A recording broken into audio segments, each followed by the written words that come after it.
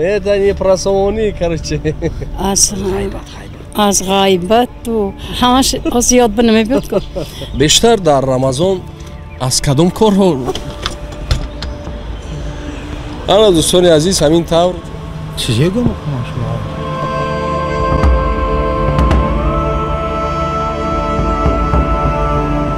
درود خدا بر شما عزیزان دل. السلام علیکم. ببینید که همه چیز زکات خود را دارد. هر کسی که مثلا در تجارت کرد میگه در مدت 1 سال کار و فعالیت زکات میده. حتی علمی که کتاب میخونی، علم میگیری، علم زکات دارد و همین تنه ما هم زکات دارد. زکات تنه ما، جسم ما چی است؟ میگه این انا همین روزه است، روزه گرفتن است.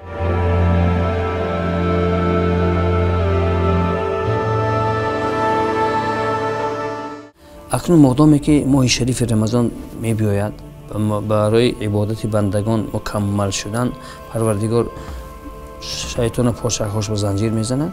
اولین کاری که آدمی که بعد از ماه شریف رمضان که برآمد باید که حرکت کند که به وسوسه شیطان داده نشود. چرا؟ چون که در مدت 1 ماهی که شیطان پاچکاش بسته شدن و میخواهد که بعد از برآمدن ماه شریف رمضان از روزه‌داران ماه شریف رمضان قصاص میگیرند. اکنون در این باره الله سبحانه و تعالی در قرآن عظیم شان بیان میکنه: یا ایها الذین آمنوا لا تتبعوا خطوات الشیطان و من یتبع خطوات الشیطان فانه یأمر بالفحشاء والمنکر. پروردگار این دستور الهی را به آن شخصیت هایی که ماه شریف رمضان که داشتن به آن مؤمنان میگوید: ای مؤمن ها، شما هرگاه پیروی از شیطان نکنید و به آن قدم هایی که شیطان گذاشت از پی شیطان نروید یا که به خط کشیده شیطان نروید. چرا؟ چون که شیطان وقتی که 1 ماه پاچکاش بسته بودن، از پاچکاش که کشاده شدن بعد از ماه شریف رمضان میخواهد که از شما قصاص گیرد. اگر قصاص شیطان چطور گرفته میشه؟ شیطان چطور از بندگان قصاص میگیرد؟ چون که همون عملهایی که در ماه شریف رمضان کردن حرکت میکند که همون عملها رو چاکنه ثوابش از دست از اینها از نامه اعمال اینها نیست کنه. هر چی که بود و نبود ماه شریف رمضان رو پس سر کردیم، خدا را شکر. و هر کس چی قدر توانست ثواب به خود بگیرید، چی قدر توانست به خود ثواب بگیرید. خوش به حال شما. اما از چندین علماها سوال کردیم. راستی در ماه شریف رمضان بسیار چیها را ترک میکنیم. بعدا میبینند که از جنایت، از گفتارهای بد، رفتار، بسیار چی را قطع میکنن، رفتارهایی که داشتن، چون رمضان است. از رمضان برایت همین عادت میرود. بعضی نفرها هست که عادت ها دارن، مثلا نوسکشی، سیگاریت کشی، و بعدا نفرها نبود دوباره همون طور برمیگردن. سوال در بین بود که بعد رمضان چی باید کرد؟ آن وصف ها و عمل هایی که در ماه مبارک رمضان گفته شده است که امروز هر یک مؤمن مسلمان از ماه مبارک رمضان بهره‌مند شده ایستاده است و از فیض و فتوح ماه مبارک رمضان برخوردار شده است. و آن عمل هایی که در ماه شریف رمضان بنده های مؤمن مسلمان دوام داده ایستادند، برای هر یک مؤمن مسلمان لازم است که در باقی 11 ماه دیگر این عمل ها را دوام دهند. از این عمل ها از آن عبارت است که در نمازهای نافله را دوام دهند، چه نمازهای تهجد، نمازهای نافله، ذکر و تسبیح ها، تهلیل ها، تلاوت های قرآن و دیگر عمل ها. هر 1 ماه اگر کسی که 3 روز اگر روزه گیرد، اگر گویا که کینه و کدورت از دل او یعنی برداشته می شود. سلام علیکم. خسته نباشید. امک خواستیم از شما یک چیز پرسیم. میگم مانده های روزه‌داری رحمت اصلا همین فضیلت رمضان، روزه‌داری انسان ها رو بیشتر از چی من میکنه؟ از روی نادرست، گفتار نادرست، کردار نادرست من میکنه. یعنی که عادت میکنه آدمو بعدن همین تا رمضان همه خودداری میکنیم، خودداری میکنیم از بعضن کارهای بد، کارهای جنایت، همه کارها خودداری میکنیم. بعد رمضان چیکار کنیم؟ باید همین کار رعایت کنیم. تمام مردم دنیا را، از آن جمله مردم تاجیکستان را، تمام تاجیکان را مبارکباد میگویم. موافق قرار شورای علمای جمهوری روزی دهم انشاءالله روزی عید سعید فطر است. در همه جا ساعت 6:30 نمازی عید خوانده می شود. البته تا نمازی عید باید مردم کارهای خیر، کارهای ثواب را یعنی مکمل کنند. یکم اون که آدمانی که دارا هستند باید زکات مالشان را دهند، زیرا زکات مال دادن فرض است. بعضی آدمان حساب میکنن مالشان را، میبینن که زکات زیاد است نمیدهند. اگر تمام مردم آدمانی که دارا هستند زکاتشان را دهند، من فکر میکنم که در تاجیکستان کم بضاعت کم میماند. غیر از اون در این ایام فدیه هست، صدقه فطر است. باید مردم صدقه فطرشون را با آدمانی کم بضاعت و یتیمان و اون نفرانی که محتاج هستند دست یاری دراز کنند. روز عید روز مبارک بادی است. با 2 رکعت نماز جنبستی 1 ماه عبادت می شود. بعد ادای رمضان چی باید کرد؟ من فکر می کنم که باید تأثیر ماه مبارک رمضان در 11 ماه دیگر باشد. همه با صبر و با تحمل، قناعت، مهر و محبت، این رحم و شفقتی که در ماه مبارک رمضان بین آدمان بود باید بردوام باشد. باید انسان ها از گناه، از معصیت دوری جویند. به قدر یکدیگر رسیم، یکدیگر را عزت و احترام کنیم و کاری کنیم که ملت ما سربلند باشد. کاری کنیم که تأثیر ماه مبارک رمضان در دل ما باشد. در آخر من دعا میکنم که دیار ما تاجیکستان تنج آرام باشد، وطن ما از این هم آبادتر باشد، ملت ما تحت راهبری پیشوای ملت سرجم باشد. تمام اون نفرانی که ما را میبینن خاندانشان آباد باشد.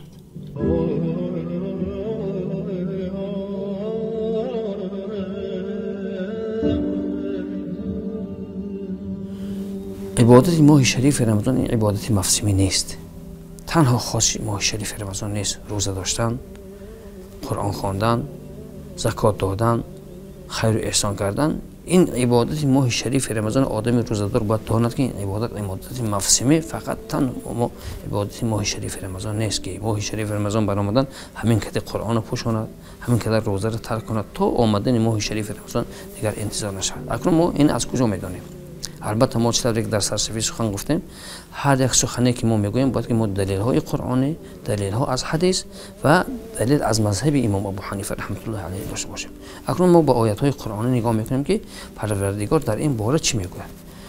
الله سبحانه و تعالی به معلم بشریت و پیغمبر خدا علیه السلام یعنی فرمان داده میگوید که وعبد ربک حتی یأتیک الیقین.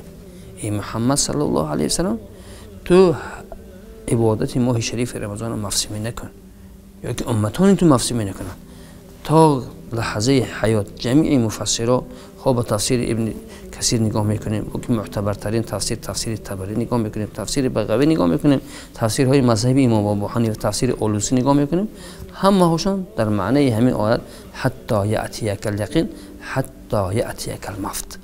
یعنی ای محمد صلی الله علیه و سلم تو عبادت پروردگارت تا لحظه آمدن همان اجلت تو باید به جا بیاری. از این معلوم میشد اگر عبادت مفصومی میشد الله سبحانه و تعالی به حبیبش این دستور را نمیداد. ما منبع دومی اسلامشیت معتمد اسلامی حدیث است. ما به حدیث نگاه میکنیم که پیغمبر خدا صلی الله علیه و در همین باره چه رفتار داشت. حقیقتا ام المؤمنین عایشه صدیقه روایت میکنن که لحظه های آخرین حیات پیغمبر بود علیه السلام. آن کس حتی دستور دادن حضرت علی که من را سوی مسجد برد. اگر این عبادت مفصومی می بود پیغمبر در این حالت وزمین نمی گفتن که ما را سوی مسجد برد. از این معلوم می شد که عبادت ماه شریف رمضان مفصومی نباشد. اگر مفصومی می شد پیغمبر خدا نمی گفتن که من صام رمضان ثم أتبعه ستا من الشوال كان كصيام الدهر. این حدیث در روایت امام مسلم از ام المؤمنین عایشه صدیقه روایت شده است. پیغمبر خدا چی میگن؟ کسانی که روزه ماه شریف رمضان میدونن بعد از برآمدن ماه شریف رمضان یک روز عید میکنن، بعد از وی در همین ماه شوال اگر 6 روز روزه گیرن برابر یک سالینه روزه. در اینجا سوال پیدا میشد که چرا 36 روز میشه اینجا ثواب یک سال؟ چون خداوند وعده کرده است که هر یک کار نیک به 10,000 میزند. اگر ما 36 به 10,000 بزنیم چند روز میشه؟ 36 میشه 361 سالینه روزه. یا که پیغمبر علیه السلام اگر این عبادت ماه شریف رمضان موسمی می بود، روزهای روز دوشنبه پنجشنبه روزه نمی گرفتن، یا که از هر یک ماه هجری 3 روز روزه نمی گرفتن. از برای خاطر همین روزه ماه شریف رمضان ببینید که موسمی نبودنش، پیغمبر خدا روزهای دوشنبه پنجشنبه روزه می گرفتن. وقتی که پیغمبر خدا روزهای دوشنبه پنجشنبه روزه گرفتن، از پیغمبر خدا پرسیدن که شما چرا روز دوشنبه روزه میگیرید، روز پنجشنبه روزه میگیرید؟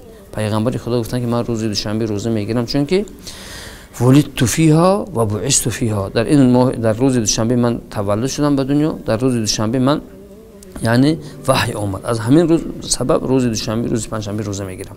و این چنین پیغمبر خدا هر ماه هجری 13 14 15 روزه میگیرد. از این معلوم میشد است که اون عبادت هایی که در ماه شریف رمضان کرده میشن و اینها فقط به موسم ماه شریف رمضان و یار گذاشتن در کار نیست، بلکه و اینها در دیگر وقت ها یعنی آماده دیدن بجا آوردن در کار. در همین باره یک چیز البته گفته گذاشتنی هستیم، میگن که یکی از نشانه های قبول عبادت رمضان، حسن بصری رحمت الله علیه پرسیدن که ما از کجا میدانیم که عبادت ماه شریف رمضان قبول است؟ حسن بصری گرچند که تابعین هم که باشند، لیکن علما میگن کلام الحسن یشبه کلام الانبیا، سخن حسن بصری میگن این مانند به سخنهای پیغمبر است. اکنون همون حسن بصری میگن که یکی از نشانه های قبول عبادت ماه شریف رمضان بعد از برآمدن ماه شریف رمضان عبادت های رمضانی را اگر چا کند، یعنی عبادت های ماه شریف رمضان را دوام دهد، یعنی بعد از برآمدن ماه شریف رمضان عبادت هایی که در رمضان کرد و اینها را چا کند دوام دهد. این یکی از علامت های قبول همون عبادت ماه شریف رمضان است. دویمش همین که میگویند که آدمی که ماه شریف رمضان که داشت حتما میگن بعد از رمضان باید در وجود وی تغییرات پیدا شود.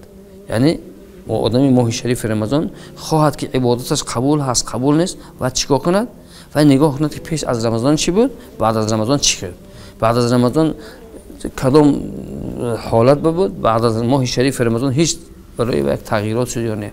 از همین لحاظ این دویمین وصیت قرآنی، وصیت پیغمبر علیه السلام، وصیت مذهب بعد از برآمدن ماه شریف رمضان انسان باید که چیکار کند، یعنی عبادت ماه شریف رمضان بعد از برآمدن ماه شریف رمضان و همیشه چیکار کند، یعنی حرکت کند، آماده بیند.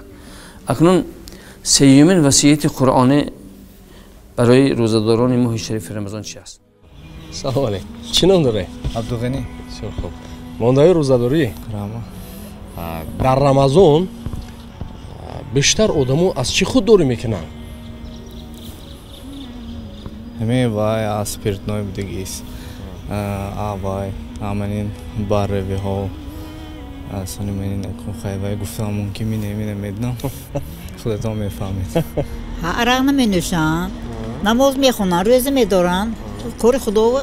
اگر ایدئولوژی اسلامی اگریم بسیارتر باید آدم‌ها خود رو از کارهای بد که نه تنها در رمضان، بسیارتر در رمضان باید از کارهای بد مثل دروغگویی، یگان مردم فریبی بسیارتر همه بدش اینا باید چیزا دارن. خیلی از صبح تا شام روزه گرفتن، از خوردن نوشیدن خود رو باید دارن. میکنند بچه. بعد رمضان چی؟ بعد از رمضان خیلی من با خیر کنن نغزیه ثواب طلب با خیر میکنن، من وای میکنن لوجیکره نغزی کنن، نغزی بچه. همین خودی شما در رمضان کدام کاری بد رو ترک کردید؟ من یگان کاری بدم نمیکنم. نه اکو بد با اون معنی وای نه، مثلا همون یگان کاری که وای نبود پرتفته. من یگان کاری بد نکردم، حیاتا من نمیکنم بچه جان. احسان شما، احسان شما. بعد رمضان هم همین اکو هر یک آدم راهی خودش وای میکند، ویبر میکند که مقصد راهی کج برود، آینده سوال جوابش های. مثال راهی نغز برود هم خودش به نغز هم آیندهش به نغز. بعدش باید ایمان به قوت کرده، باید با همین بسیارتر روزی میگم بعد رمضان باید با 7 روزگار روزه داری، اگر امکانیت باشد سلامتی اگر فضایت کند باید 7 روزگار روزه داری با طاعت عبادت 5 وقت که هست همه باید کنی. خداوند روز عقل که می آفرد و او را دعوت می کند نزد خود که نزدیکتر بیا و این عقل نزدیکتر می بیاید. پس می گوید که عقب رو و عقب می رود، ایست می گوید می ایستد. پس خداوند پرسان می شد که با عقل که تو کیستی من کیستم؟ عقل می گوید که تو پروردگار من هستی، من بنده تو هستم. میگوید که تو و این دانشی که داری این بهترین معجزه خداونده هست که این عقل است که علم کنترل میکردگی چیز همین عقل است، تو میسبزی. پس خداوند نفس می آفرد و نفس میگوید پیش بیا، نمی بیاد. پس رو میگوید نمیرد. بعد میگوید که تو کیستی من کیستم، نفس میگوید تو هستی من هستم. خداوند امر میکند که اینا برده یک عصر یعنی در آتش دوزخ سوزانید. وقتی که این برده نفس در همون دوزخ میپرتایند و یک مدت طولانی در اونجا میستد، با امر میکند که بیاریتش، میبیارندش. میگو تو کی هستی؟ من کی هستم؟ میگو تو هستی، من هستم. خداوند میگوید که به این عذاب گرسنگی را عطا کنید. وقتی که خداوند اینا در عذاب گرسنگی گرفتار میکند، یک چند مدت در همین یعنی گرسنگی خیلی ناراحت میشد، خسته میشد، خراب میشد و وقتی که دعوتش میکنند که بیاریتش، میبیارندش. پرسان میشد که تو کی هستی؟ من کی هستم؟ میگوید پروردگارا، تو پروردگاری من هستی، من بنده گناهگاری تو هستم. میگوید خداوند بیشتری مردم برون از رمضان یعنی که بیرون از رمضان هر گناهی میکردن، هر جنایتی میکردن، چیکار میکردن؟ یک تکیهگاه داشتن، همه رو به سر شیطان میزدن. میگفتن شیطان وسواس کرد، عیب شیطان است، این است و آن است. اما مشاهده میشود که وقتی رمضان میآید وعده کردند که شیطان ها بسته میشوند، اما رفتارشان، گفتارشان، جنایتشان هنوز هست. اینجا دو قوه بزرگ است. حتی میگن نفس دادر شیطان است. اینجا نقش میبازد نفس و دومین باشد این عادت. کدامی از اینها هست؟ مثلا رمضان است اما انسان خلق و رفتارش دیگر نشده است، دیگر نمیتواند گوید که عیب شیطان است، چون میگن شیطان ها بسته هستند. این همه در کاهلی همون انسان دیده می شود، در بی‌غیرتی همون انسان، در بی اهمیت بودن به ماه مبارک رمضان دیده می شود که نسبت به احترام به ماه مبارک رمضان نگذاشتن، نسبت به ماه مبارک بی اهمیت بودن و نسبت در ضعف الایمانی همون انسان دیده می شود که در حقیقت ایمانش کامل و یعنی کامل نه و در از جهت ضعیف الایمانی این کمبودی ها صادر می شود. خداوند در قرآن چی میگه؟ نماز مثلا میگوید که ان الصلاه تنها عن الفحشاء والمنکر. نماز چیکار میکند؟ انسان از کاری بد باز میدارد. ما بینیم امروز دنیا به هزارها نمازخونه هایی که یعنی که نماز میخوند و نمازش به چی از کاری بد باز نمیدارد. این ما چه خیلی فهمیم؟ خداوند هیچ وقت دروغ نمیگه. خیلی خدا گفته که نماز تو رو از کاری بد باز میدارد. نماز میخونیم از کاری بد باز ما نمیدارد. یعنی این نمازی که ما میخونیم که ما را از کاری بد باز نمیدارد، این اون نماز نیست که خدا ما را گفته بود خونش.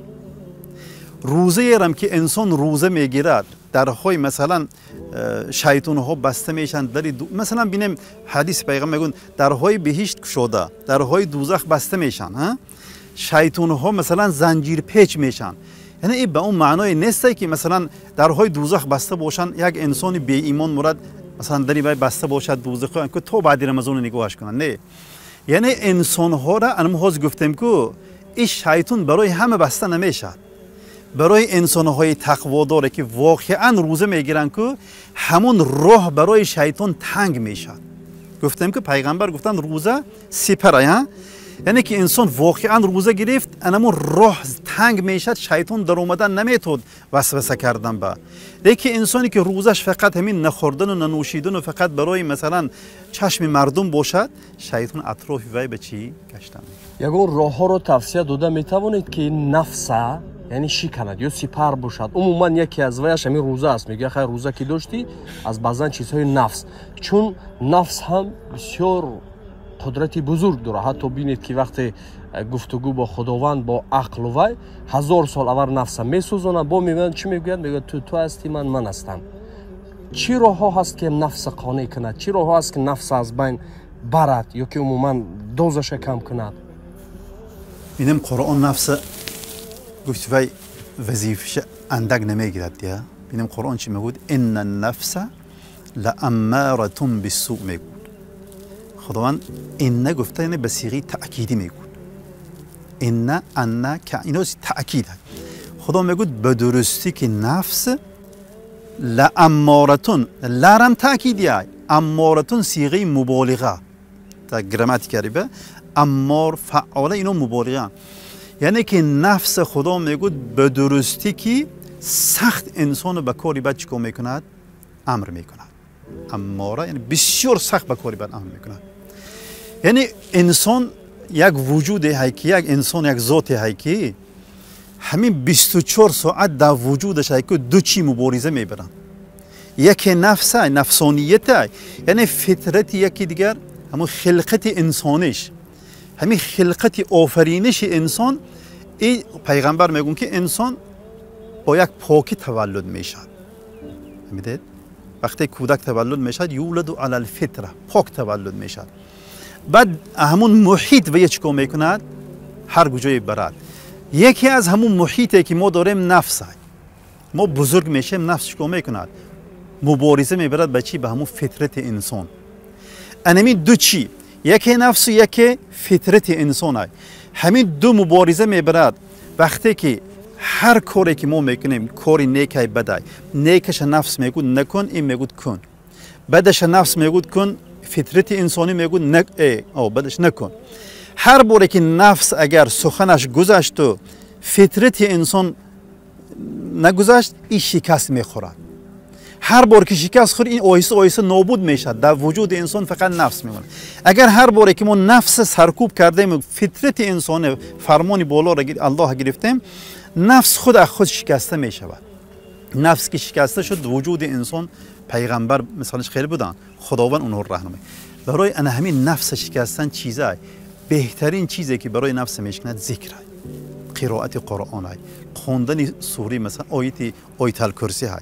یعنی مبارزه در کار اینجا به یگونه چیزی که مثلا نفس میشکند که مبارزه، حرکت. این مثلا خطا هایی که ما میگیم که بینم یک انسان گناه میکند، میگوید که خیلی نفس شیطان وسوسه کرد، خیلی نفس دیا، نصیب دیا، تقدیر دیا.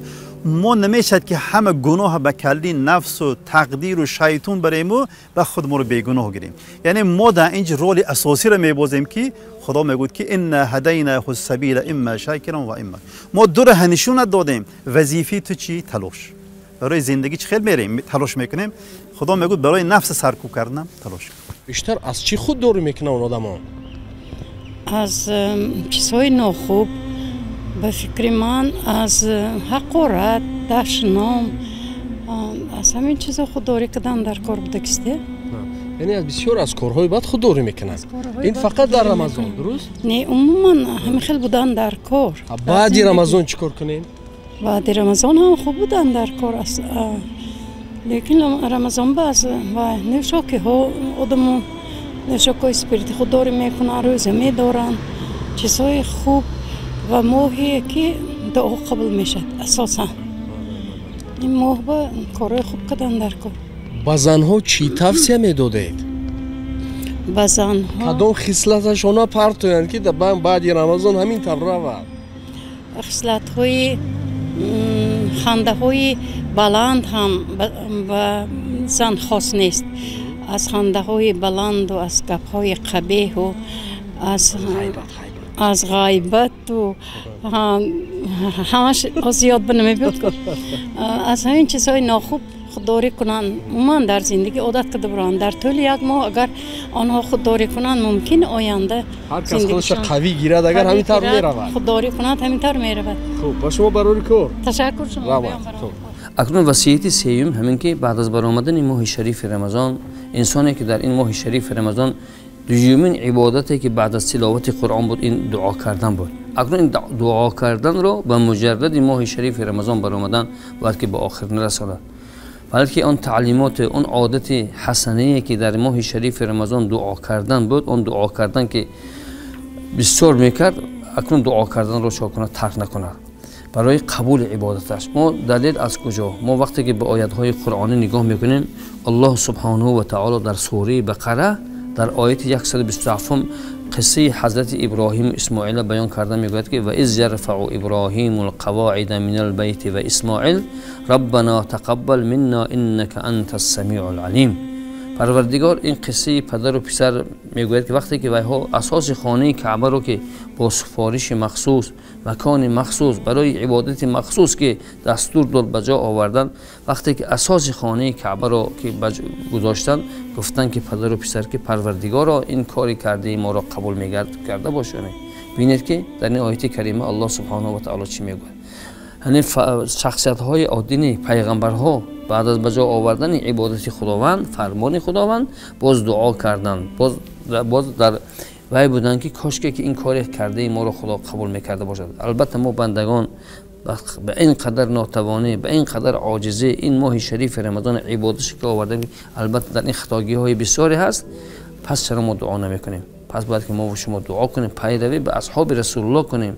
اصحاب رسول الله بعد از برآمدن ماه شریف رمضان همین قدر خواطر بودن که عبادت ما را قبول میکرده باشد، گفته دائم دعا میکردن. اکنون وصیت سیوم قرآنی برای روزداران ماه شریف رمضان این دعا کردن بود، دعا را بسیار کردن بود است. البته ما درباره منفعت دعا فایده دعا کوتاه گفته میگذاریم.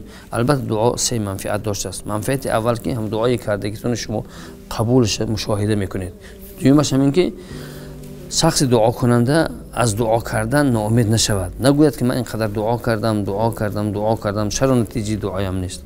دو تا نتیجه دعا اگر اولش خداوند در اینجا نشان دهد در دنیا ببیند دو تاش نمیدیده است. دومش همین که وقتی که انسان به بلا حمله می آمده است همون بلای می آمدگی رو میگردونده است. سومش همین که در نامه اعمالش ثواب دعا کتابت کرده می شده است. وقتی که همون انسان فردا در محشرگاه یعنی آن نامه اعمالش به نگاه میکند که دعا کردن چقدر برای وی منفعت میدهد، چی میگفته است؟ میگفته است کاش که همون دو دعایی که در دنیا میکردم قبول نمیشدند برای روز آخرت میموندند.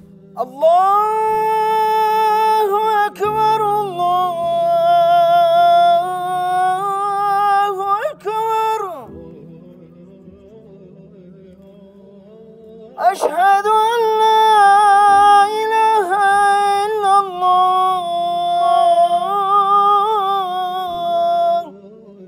الله. 25 سال می شود که شما معظمی میکنید در مسجد. ما بسیار مشاهده کردیم که در بسیار جا هر کس خواهد از اون میگوید و از آن خطا هم میگویند. از جمله بسیار چیزا است که الله اکبر یا که اشهد ان محمدن میگویند، یا بعضا بسیار نازکی ها هست که آیا همین از آن یگان قاعده و قانون دارد؟ چگونه است؟ اطرافی میخوایم که کمی صحبت کنید. بسم الله الرحمن الرحیم. الحمد لله الصلاة والسلام علی رسول اکرم صلی الله علیه و سلم. اما بعد از آن نازکی ها بسیار دارد، حتی 10 جا بیم کفر هم دارد. 10 جا بیم کفر دارد. بعد اکثرا درست میگید الله میگید، حالا اینکه الله اکبر اکثریت ها باید میگن اشهد. این اشهد نه اشهد، باید که هی اظهار شود. حی علی الصلاح میگن، باید که حی علی الصلاح هی رفشن شود. لا این معنای نیست میشه، باید که حی علی الصلاح سبکتر است، حی علی الفلاحش غفستر است. حی گلو هست، حی علی الفلاح برای همین چیزهای نازکی دارد که برای اذان گفتن. البته را پیامبر علیه السلام در حق مؤذنان بسیار گفتند که مؤذن فردا روز قیامت در همون روز محشر گردناشون دراز می شده است و میگن اینا کیان؟ میگن اینا مؤذنا هستند و شرطی که همون مؤذن همون چیزها رو رعایت کند. بعد مؤذن دروغگو نباشد، مؤذن تهمت زده نباشد، مؤذن باید دل دریا باشد برای همون قوم. بعد آواز خوب هم داشته باشد، برای اینکه این رمز اسلام است. وقتی که اذان شد دعوت شد باید همون شنیدگی آدم راحت کند. اشهد ان محمد رسول الله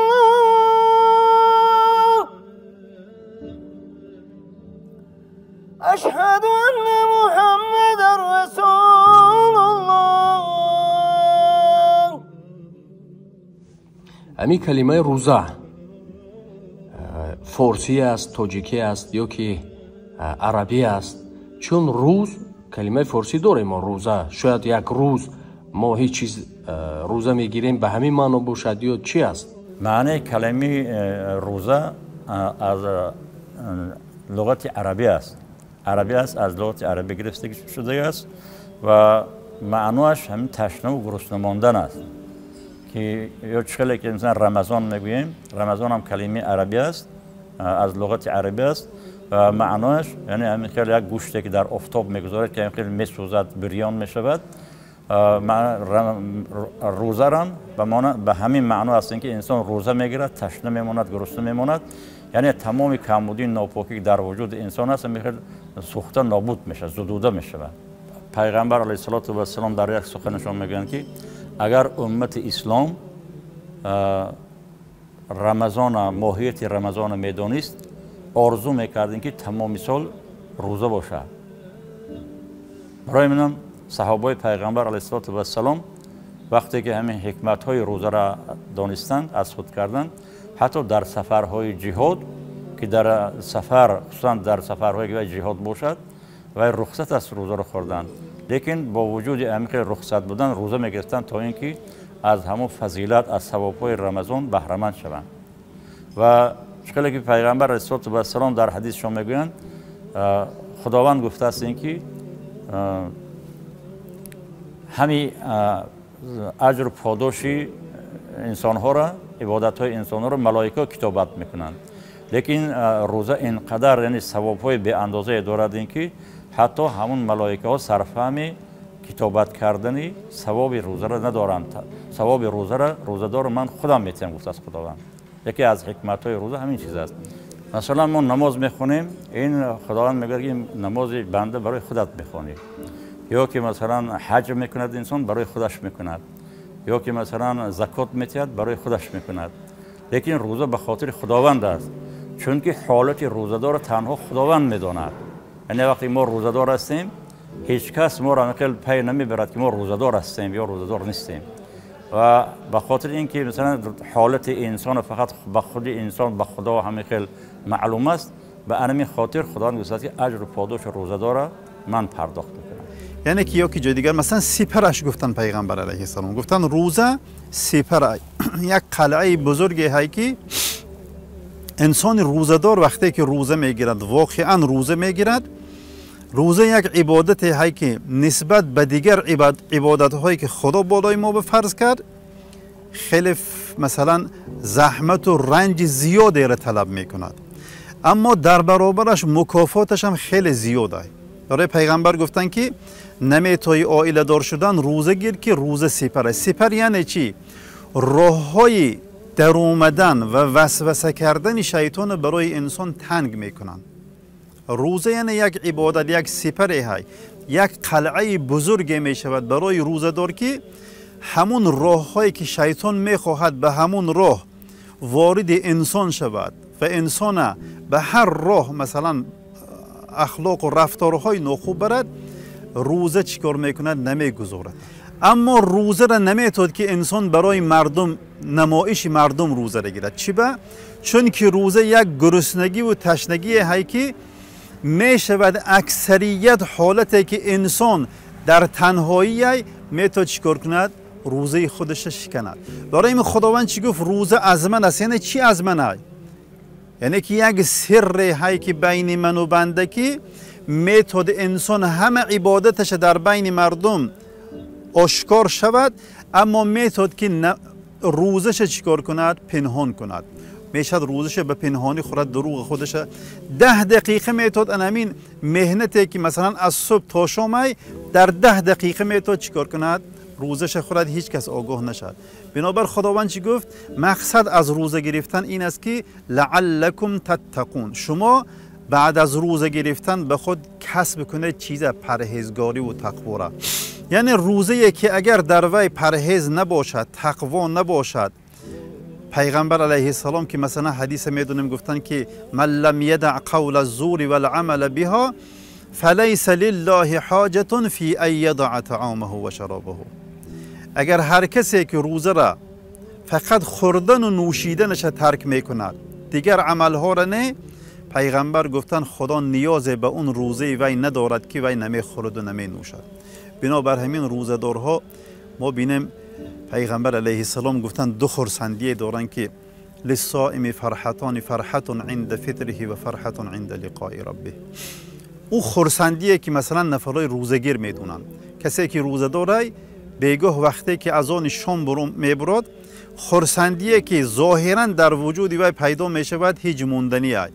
مثلا از صبح چندین ساعت گرسنه و تشنه میگردد، وقتی که بینیم اصلا بینیم وقتی که نماز شام نزدیک میشد، بعضا مثلا افطارا به نگاه کنید، مردم در 5 دقیقه چندین شاید که 20 بار و 30 بار ساعت نگاه میکنن. به خاطر چی؟ به خاطر انتظاری ان همون افطار. یعنی کی وقت شود که از نمازم بیشتر و زیادتر چی انتظاری افطار میکشن.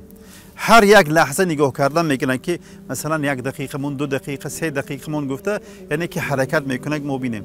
یعنی یک کمین خرسندی دنیا به ما داریم چیزای خرسندی انمو افطار کردن. 10 12 چندین ساعت مثلا گرسنه و تشنه از صبح میسیم انتظار میشه. دوم خرسندی از همه بزرگترین خرسندیه که برای مسلمان به خصوص روزه‌دار های پیغمبر گفتن عند لقاء ربه. دوم خرسندی ما مثلا بهشت به ما بینیم وقتی که انسان میره، حدیثا داریم پیغمبری خدا میگن وقتی که در بهشت خداوند برای بهشتی ها تمام نعمت میتید. مثلا ناانصافی، حرام خوری، فریبگری، اینا فقط در مدت رمضان میکنن. نه بعد رمضان وقت. چیکار کنن؟ همه وقت انسان شدن بعد. خود شما کدام کار را ترک کردید در رمضان؟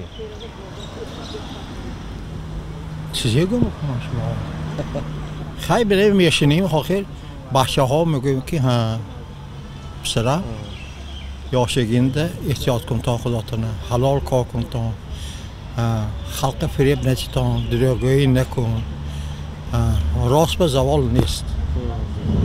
معقول می؟ درست. با چه گو؟ اخلاقی فریبگری دور نمیرد. آدم پس بزد. روی ثواب ترک میکنه؟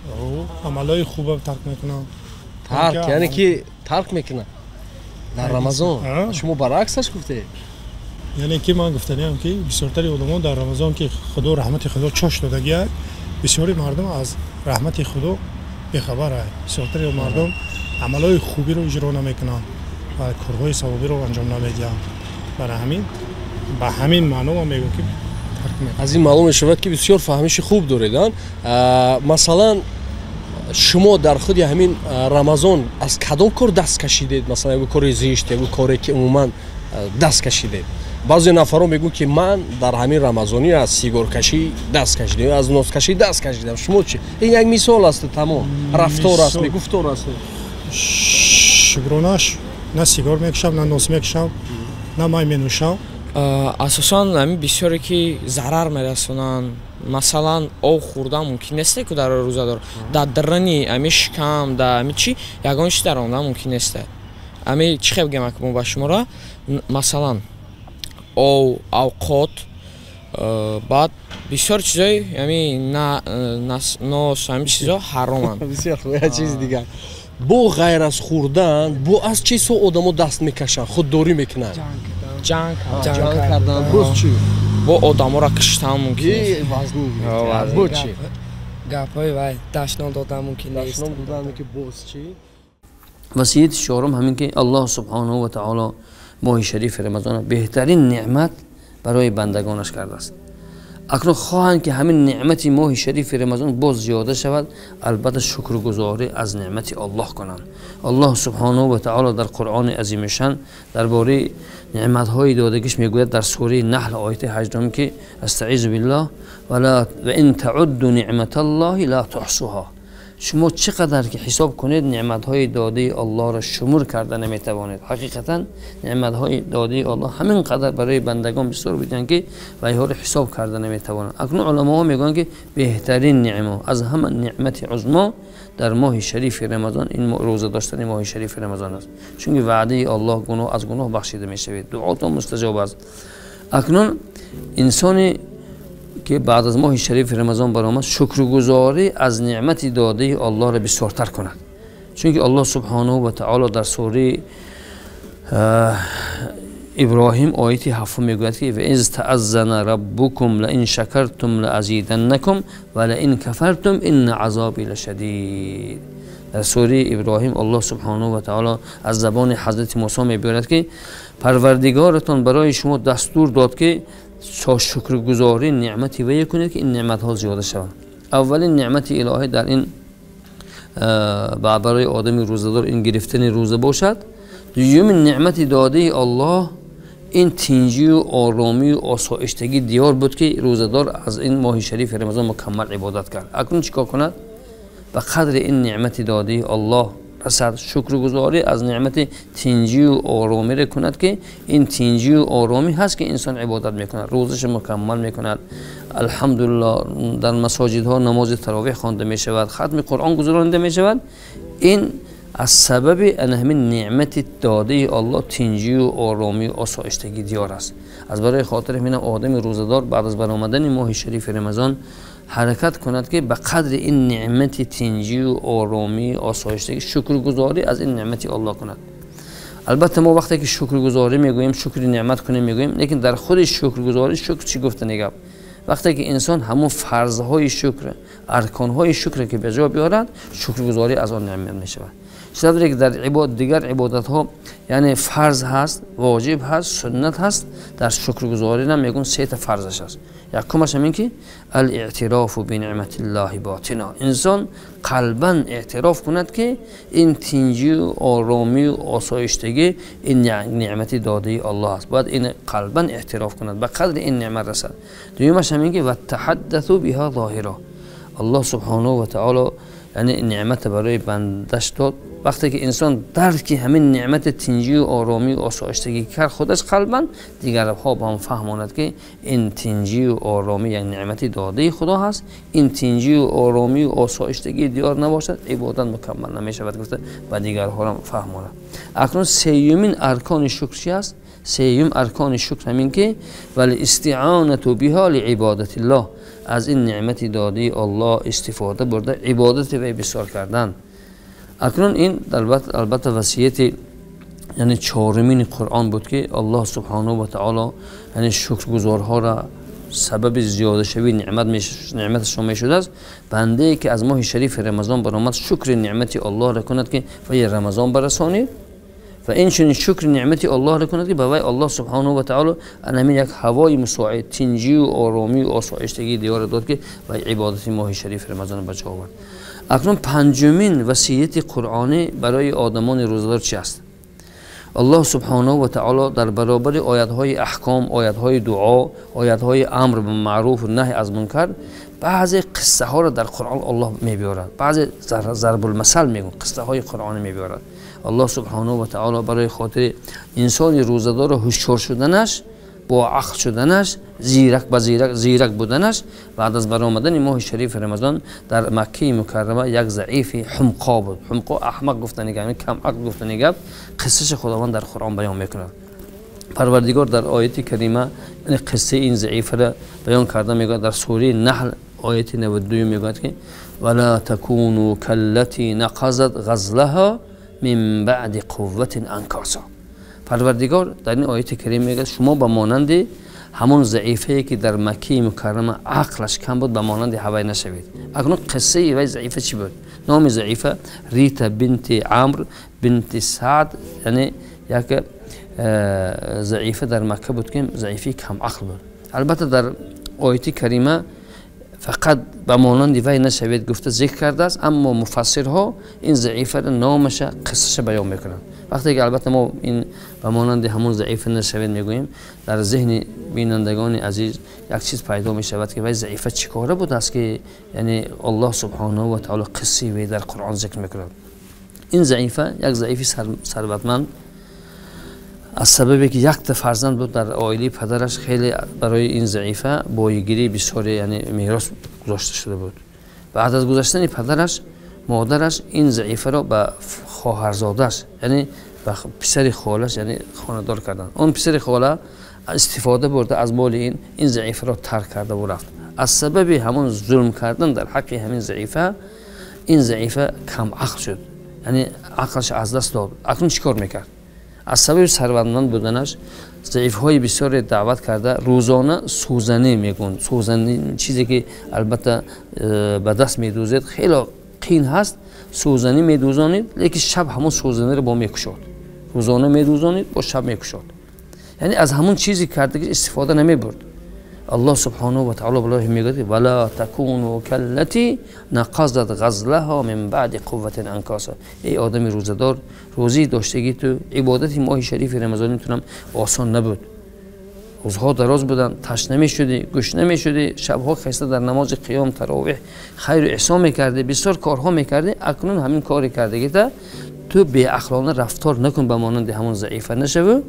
یعنی احتیاط کن که در این دنیا در حالت زنده بودنت کردگی محنت اجرش البته تو از دست نداده، بلکه در آخرت از اجر پاداش اوی تو با نصیب شد. چطوری که وی ضعیفه سوزنی میدوخت با محنت زحمت بسیاره اما فایده نمیدید. تو هم ای آدمی روزدار و مانند همون ضعیفه نشو. یعنی عبادتی که در ماه شریف رمضان کردی همون عبادت از نامی اعمالت نیست میکردگی، کارها تو باید هوشیار شو، خودداری کنه. این عبادت برای خودت یعنی غنیمت خودت خوب حفظ کن و در ماه شریف در آخرت این عبادت ماه شریف رمضان تا اجر پاداش بین گفته. این البته وصیت پنجمین قرآنی است. لیکن ما در اینجا اکنون همون قصه همون ضعیفه چی شد؟ همون ضعیفه میگن در زمان پیغمبر صلی الله علیه و سلم نزد پیغمبر آمد گفت که همون ضعیفه که در حق من آیات نازل شد همون اوی من هستم. پیغمبر خدا در حقش دعا کردن و ضعیفه شفا یافت. البته این یعنی قصه قرآنی که الله سبحانه و تعالی برای بندگانش که مهربان هست تا در ذهن بنده مؤمن این یعنی جای گیرد، بنده عبرت گیرد. البته قصه ای که در قرآن آمد و برای عبرت است. برای خاطر همین الله سبحانه و تعالی وقتی که قصه های قرآنی رو بیان میکند بعد از وحی چی میگوید؟ لعلکم تعقلون لعلکم تفلحون لعلکم تتفکرون. ای انسان ها این قصه های قرآنی رو ما برای شما بیان کردیم، شاید که شما اندیشه کنید، فکر کنید، از اینها عبرت گیرید. آدمی روزدار هم باید که از این قصه ای که خداوند در قرآن ذکرش کرد از این عبرت گیرد. اون عبادت هایی که در ماه شریف رمضان کرد و مانند همون ضعیفه کم عقل نشده، از دستش نداده، بلکه یعنی از این نعمتی که این عبادتی کردگیشه اجر و پاداش در آخرت باید که دریاب کند و کامیاب شود.